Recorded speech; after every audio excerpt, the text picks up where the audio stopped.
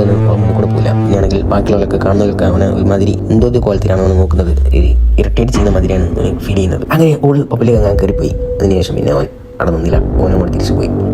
ഓളെ ഫേസ് ചെയ്യാൻ നല്ല ബുദ്ധിമുട്ടുണ്ട്. അതുകൊണ്ട് അവൻ തിരിച്ചു പോയി.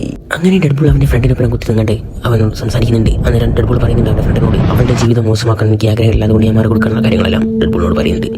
പക്ഷേ ഡെഡ്പൂളിൻ്റെ ഫ്രണ്ട് അന്നേരം പറയുന്നുണ്ട് അവൾക്ക് അങ്ങനെ ഒരു പ്രശ്നം കാര്യങ്ങളുണ്ടാവില്ല. അന്നേരം ഡെഡ്പൂൾ അവൻ്റെ മുഖം കാണിച്ചു കൊടുക്കുന്നത്. അന്നേരം പറയുന്നത് ചിലപ്പോൾ വലിയ പ്രശ്നം ഉണ്ടാവും, നിന്റെ മുഖം കാണാൻ ഇപ്പോൾ വല്ലാത്ത അവസ്ഥയാണ്.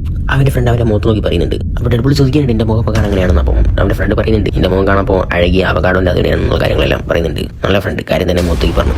അങ്ങനെ ഡെഡ്പൂൾ അവൻ്റെ ഫ്രണ്ടിനോട് പറയുന്നുണ്ട് എൻ്റെ മുഖം റെഡിയാക്കാൻ പറ്റിയ ഒരേ ഒരാൾ അവനാണ് ആ ഫാക്ടറി നിർത്തുന്ന വില്ലനെ കുറിച്ചുള്ള കാര്യങ്ങളെല്ലാം പറയുന്നുണ്ട്. അങ്ങനെ അവൻ്റെ ഫ്രണ്ട് പറയുന്നുണ്ട് എനിക്കെല്ലാം മനസ്സിലായ കാര്യങ്ങളൊക്കെ നീ പറഞ്ഞെങ്കിൽ മനസ്സിലാക്കി. ഇനി നമ്മളിങ്ങനെ വെയിറ്റ് ചെയ്ത് നിന്നാൽ പോരാ, നമുക്ക് എന്തെങ്കിലും ചെയ്യാനുള്ള കാര്യം പറയുന്നുണ്ട്. അന്നേരം ഡെഡ്പൂൾ പറയുന്നത് കറക്റ്റാണ്. അപ്പോൾ ഫ്രണ്ട്സിനെ കണ്ടുപിടിക്കാനുള്ള കാര്യങ്ങൾ പറയുന്നുണ്ട്. അങ്ങനെ ഡെഡ്പൂൾ അവൻ്റെ ഫ്രണ്ടിനോട് വില്ലനെ കുറിച്ച് പറയുന്ന സമയത്ത് അവൻ്റെ ഫ്രണ്ട് ഡെഡ്പൂളിനോട് പറയുന്നത് നീ പ്രേതത്തിൻ്റെ സിനിമയിലൊക്കെ